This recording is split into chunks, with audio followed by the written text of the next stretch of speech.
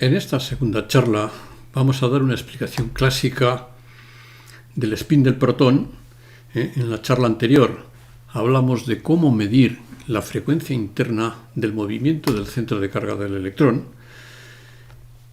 Y en esta lo que vamos a hacer es, a partir de una explicación clásica de los quarks, intentar determinar por qué el spin del protón, cuando se intenta medir, conduce a lo que se suele denominar la crisis del spin del protón. Vamos a ver que no hay tal crisis del spin del protón, sino que lo que hay es una mala suma de los momentos angulares de los quarks. Bueno, ¿qué es una partícula de Dirac? Una partícula de Dirac, el electrón o el quark, se supone que satisfacen la ecuación de Dirac, tiene una característica y es que tiene dos centros. El centro de masa y el centro de carga son puntos diferentes. Claro, como el momento angular es siempre una propiedad relativa a un punto, si un objeto como el electrón o el quark tienen dos centros, existirá un momento angular o spin respecto al centro de carga y un momento angular o spin respecto al centro de masa. Estos momentos angulares que hemos representado aquí les distinguimos. El O sería el origen de nuestro sistema de referencia y vamos a llamar J al momento angular del quark respecto de nuestro origen del sistema de referencia. Entonces, estos momentos angulares no son independientes. El momento angular respecto del origen lo podríamos calcular como el momento angular respecto al centro de carga S más el producto vectorial de R por el momento lineal que tuviera este quark en nuestro sistema de referencia. O alternativamente, como el momento angular respecto al centro de masa más Q veces el producto vectorial por P. Estos tres momentos angulares, es decir, estos dos spines, reservamos el nombre de spin al momento angular de una partícula elemental, no son independientes. No solo no son independientes, sino que también son distintos y además su dinámica es distinta. La derivada de J con respecto de T, el momento angular respecto del origen, es el momento de la fuerza externa que estaría aplicada en el centro de carga, el momento con respecto al origen. Resulta que el spin respecto al centro de masa satisface una ecuación equivalente, porque este es el momento de la fuerza externa respecto del centro de masa. R menos Q es el vector que une estos dos puntos. Sin embargo, el spin respecto al centro de carga no satisface una ecuación de ningún par de fuerzas. Es independiente de la fuerza externa. La derivada de este spin es siempre perpendicular al momento lineal que tenga el electrón.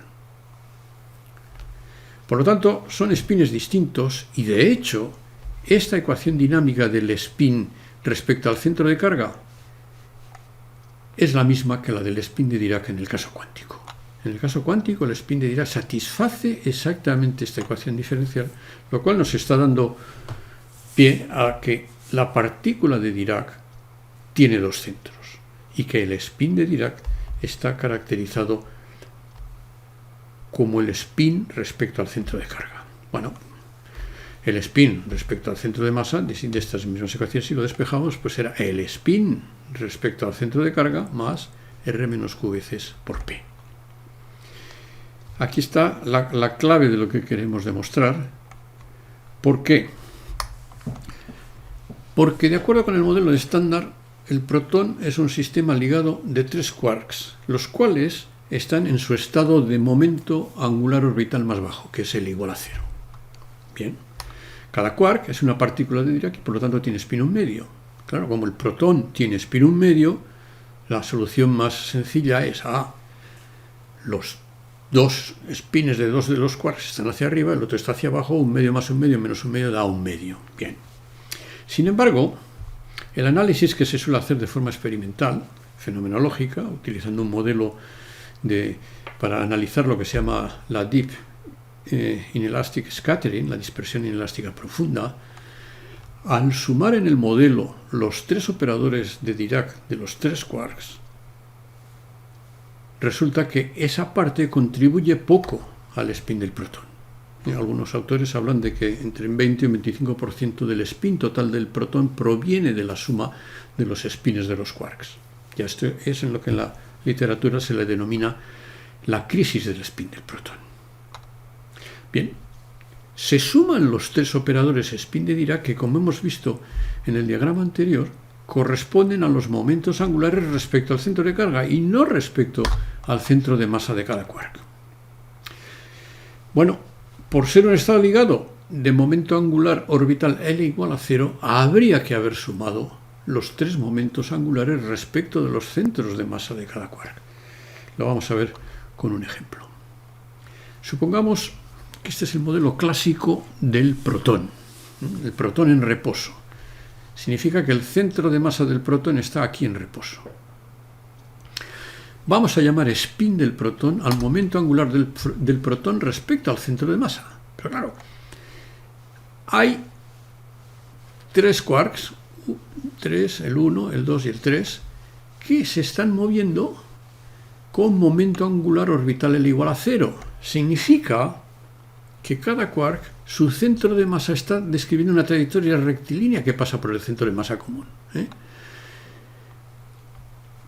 Estas tres trayectorias están en el mismo plano, porque fijaros que para el centro de masa del sistema la suma de los tres momentos lineales debe ser 0, luego estos tres vectores, al ser colineales, las tres trayectorias de los centros de masa deben tener lugar en un mismo plano, que es el plano de la figura.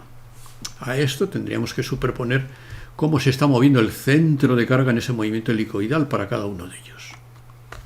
Este punto azul que hemos representado aquí representaría cómo está oscilando o moviéndose cada uno de los centros de masa de cada uno de los quarks. Entonces, conocemos que el spin de Dirac de cada quark, los vectores rojos, vienen dadas por las matrices de Pauli.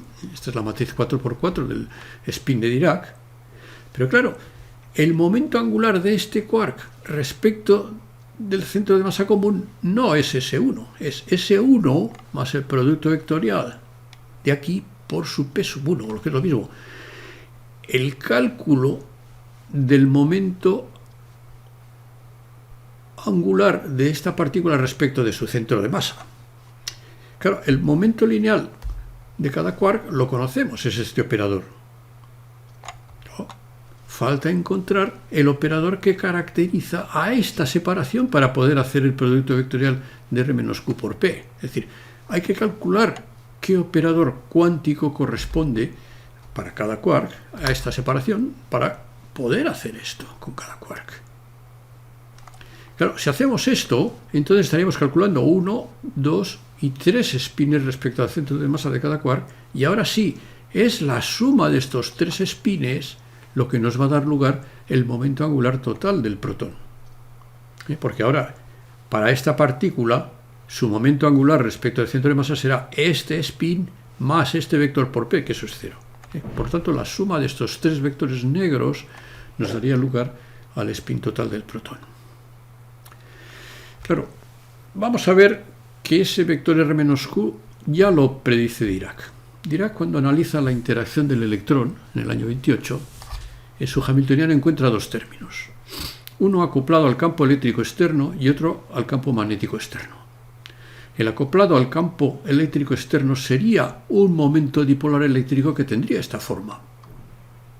En términos de alfa, alfa son las matrices de Dirac escritas en términos de las matrices de Pauli. De hecho, en el año 28 a Dirac no le gusta, está pensando en un electrón con una distribución de carga totalmente uniforme y simétrica, no le gusta que el electrón tenga momento dipolar eléctrico. Tanto no le gusta que en su libro, que lo publica en la década de los 30, ni siquiera lo menciona. Pero sí le gusta que el momento magnético tenga esta estructura, con una relación giromagnética 2 en términos del spin de Dirac, que se escribe así en términos de las matrices de Pauli, que satisface esta ecuación dinámica y que el operador U de velocidad de Dirac es C veces estas matrices alfa. Matrices alfa cuyos valores propios son más o menos 1 y que por lo tanto para Dirac está diciendo que el electrón se está moviendo con la velocidad C. Bien, este momento magnético es el que justificaría el efecto Zeeman anómalo, y por eso a Dirac dice, esta es la estructura del momento dipolar magnético del electrón. Pero fijaros que al estar el centro de carga separado del centro de masa, Entonces, el momento dipolar eléctrico tendría esta estructura. El valor de la carga por el vector de separación entre esos dos puntos. Con lo cual, si lo comparamos con esta relación, el vector R menos Q, pues es esta expresión quitado el valor de la carga E.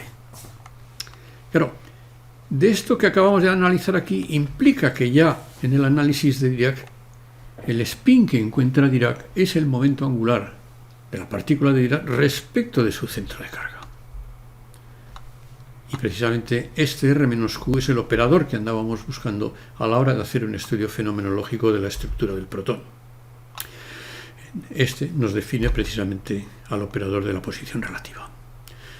Entonces, fijaros que en la partícula de Dirac, estos puntos que quieren entender que tendría un cierto tamaño. Si tiene un cierto tamaño, estos dos puntos andarían por aquí. El momento dipolar eléctrico, si este es el spin de Dirac, esta es la separación entre los centros de carga y de masa. El momento dipolar eléctrico sería un vector, que sería el valor de la carga por este vector.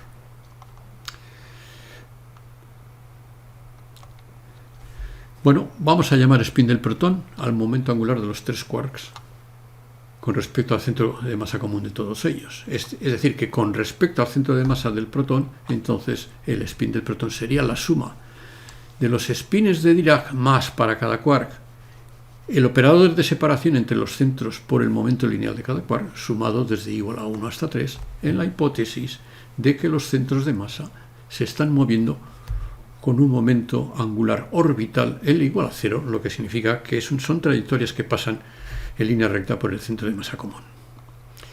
Entonces, S sub i son los spins de Dirac, pero hay que incluir en el análisis fenomenológico para hacer el estudio de la dispersión inelástica profunda la presencia de estos dos operadores por cada quark del sistema. En definitiva, son estos vectores negros los que dan lugar al spin total del protón. No hay crisis del spin del protón. Lo que existe es que se están sumando mal los momentos angulares de los quarks. Bien, este trabajo ha sido publicado en este artículo y quienes lo deseen, para intentar entender la explicación clásica y cuántica de una partícula de Dirac, se pueden descargar estas notas que he publicado en castellano o en inglés sobre un curso que he impartido en la Universidad del País Vasco.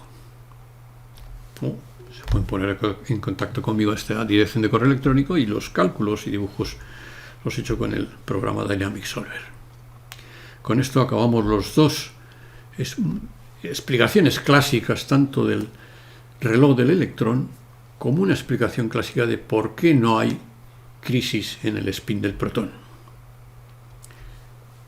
Si queréis analizar otros vídeos alternativos sobre la explicación clásica de algunos fenómenos ligados con las partículas de Dirac, podéis descargaros en YouTube cualquiera de estos vídeos. Gracias por vuestra atención.